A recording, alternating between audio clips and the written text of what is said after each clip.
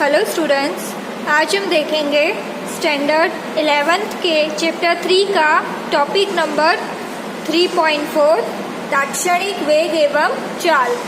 वेग और चाल क्या होता है, उसकी परिभाषा और सूत्र के बारे में हमने बात कर ली है। इसमें हम देखेंगे तात्क्षणिक वेग एवं चाल क्या होता है और इसमें ही हम कुछ ग्राफीय विधि के बारे में भी बात करेंगे। चलिए, तात्क्षणिक वेग एवं चाल, तो सबसे पहले हम देखते हैं कि वो होता क्या है। गतिमान वस्तु का तात्क्षणिक वेग उसके औसत वेग के बराबर होगा यदि उसके दो समयों t तथा t प्लस डेल्टा t जो बढ़ा हुआ कीमत होगा वो, मतलब बढ़ा हुआ समय होगा वो, के बीच का अंतराल अनंत सूक्ष्म हो। अगर दोनों के बीच का अंतराल सूक्ष्म मतलब बहुत बहुत ही छोटा हो तो तात्क्षणिक वेग बराबर होगा औसत वेग के। ठीक है, मतलब कि गणितीय रूप से अगर डेल्टा t बहुत छोटा होगा तो उसको हम इस प्रकार लिखेंगे, v is equal to limit delta t tends to 0 delta x upon delta t। ये चीज़ आप गणित में पढ़ोगे अभी आगे या फिर पढ़ लिया होगा।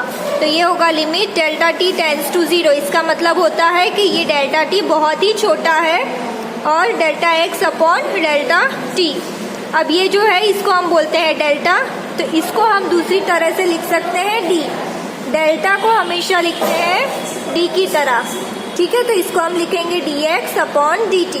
तो ये हो गया v is equal to dx upon dt। ये याद रखना, डेल्टा को हम लिखते हैं d से, या तो फिर ये भी लिख सकते हो। चलो, ये क्लियर हो गया। किसी क्षण पर वस्तु का वेग निकालने के लिए हम समीकरण 1 का उपयोग करते हैं। कोई भी समय पर अगर हमें वस्तु का वेग निकालना हो तो हम इस सूत्र का उपयोग करेंगे।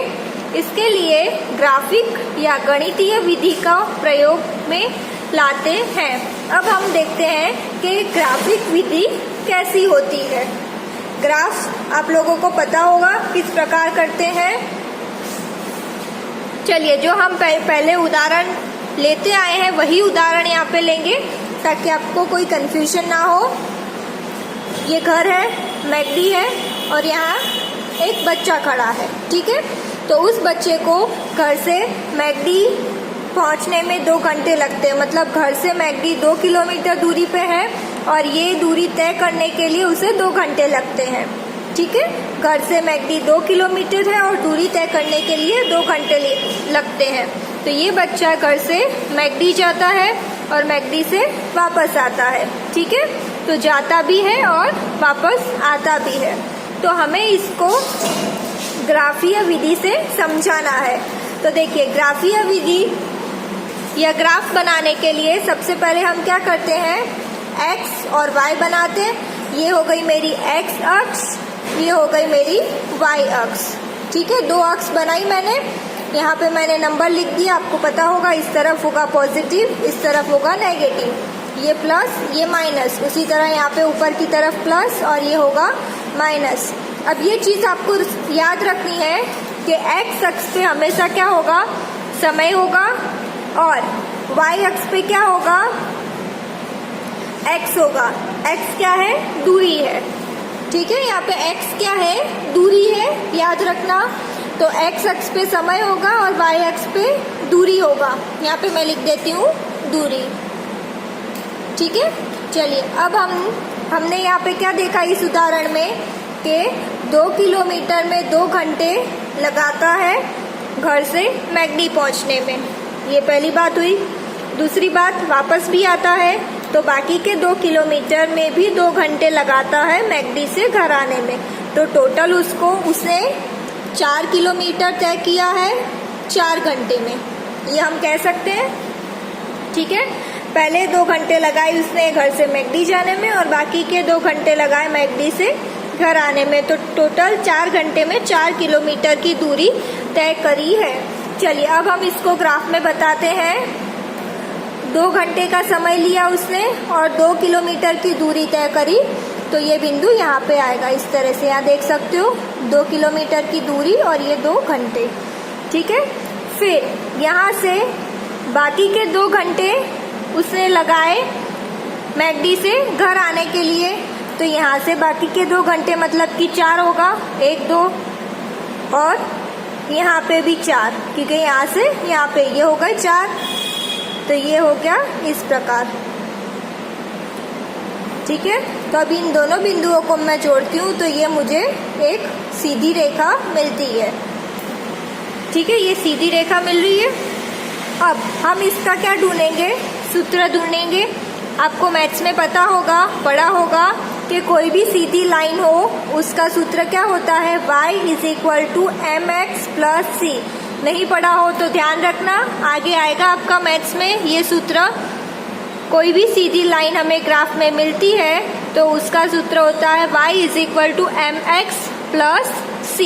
अब यहाँ पे c क्या है, 0 है, तो हमारे पास क्या बचा है, y = mx। अब हमें इस ग्राफ का ढाल ढूंढना है, तो उसके लिए m = y/x होगा। ठीक है, समझ में आ रहा है, m = y/x। अब y क्या है यहाँ पे देखिए, y क्या है, दूरी है, x क्या है, समय है। तो y है यहाँ पे दूरी और x क्या है, समय। तो आप यहाँ से बोल सकते हो कि हमें ग्राफ का ढाल ढूंढने के लिए कौन सा सूत्र लगाएंगे, दूरी अपॉन समय। अब दूरी अपॉन समय क्या होता है, दूरी अपॉन समय ये बराबर होता है चाल के। चलिए, ये हो गया, दूरी अपॉन समय क्या होता है, चाल। तो हम ये लिख सकते हैं 4 बराबर दूरी अपॉन समय। ये बात क्लियर हो गई सूत्र की। चलिए, अब अगर मैं यहाँ पे देखूं तो y किसके बराबर है, 4 के, और x भी 4 के, तो यहाँ पे मेरा ढाल क्या मिलेगा, 1। ठीक है, km/h। तो ढाल मुझे कितना मिला, 1 km/h।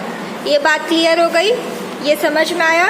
तो इस ग्राफ को मैं क्या बोलूँगी, ये ग्राफ का नाम होगा दूरी समय ग्राफ। इसको मैं लिखती हूँ यहाँ पे, दूरी समय ग्राफ।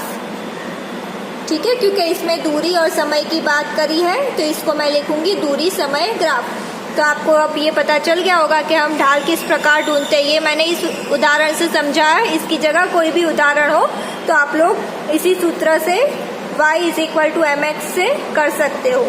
ठीक है, चलिए अब नेक्स्ट वीडियो में हम दूसरा ग्राफ समझेंगे, वो होगा विस्थापन समय ग्राफ।